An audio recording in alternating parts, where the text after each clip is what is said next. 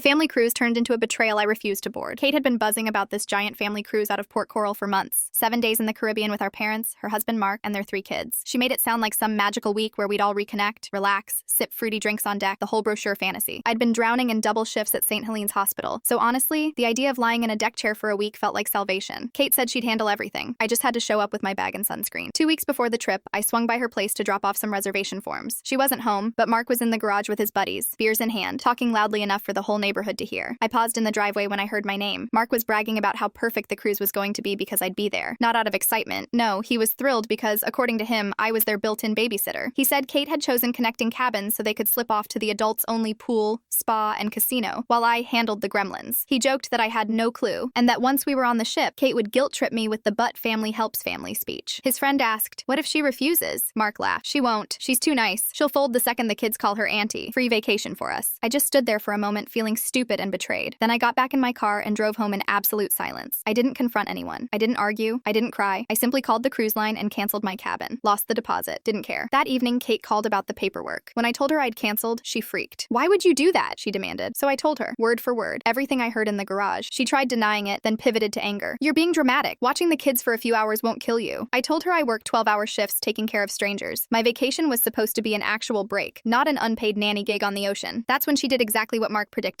The kids were so excited to spend time with their favorite aunt. "How could you do this to them?" I said, "They can see me when we get back. I'm not paying $2,000 to be free childcare." The morning they boarded the ship, I boarded a plane to San Diego. My old college roommate, Lauren, had been begging me to visit for years. I spent the whole week sleeping until noon, walking along Pacific Beach, eating fish tacos, getting massages, reading paperbacks by the pool, basically living the Fern Grove Hospital overworked nurse dream. While the cruise ship sailed around the Caribbean, I watched sea lions on La Jolla Cove and posted sunset photos from my balcony. When Kate got home, she called me sobbing. The kids had been a disaster. One got seasick, one refused the kids club, one had a meltdown at dinner every night. Since I wasn't there, they couldn't go to the casino or the adults-only deck. Mark spent half the trip trapped in the cabin with nauseous children. Kate hadn't had a single peaceful hour. "It was ruined," she cried. "Completely ruined. And it's your fault." I told her calmly, "No, it was ruined because you lied to me. You planned to use me." After a long, messy silence, she finally said, "I get it now." A few months later, she asked if I'd consider a real family trip, one where everyone actually got to relax. I said maybe, but I'd be booking my own room and making sure no one expected me to parent children I didn't create. 6 months later, she invited me on a weekend mountain getaway. This time, she reserved a huge cabin with separate bedrooms and, shockingly, hired a local teen named Bailey to babysit during the day. We cooked, hiked, watched bad movies, and actually had fun for the first time in years. On the last night, Mark apologized. Fully, sincerely. "Seeing how stressed Kate was without help made me realize how much work the kids really are," he said. "We shouldn't have dumped that on you. It didn't magically fix everything, but it was a start. At least now, when they invite me somewhere, they treat me like family, not free labor disguised as love."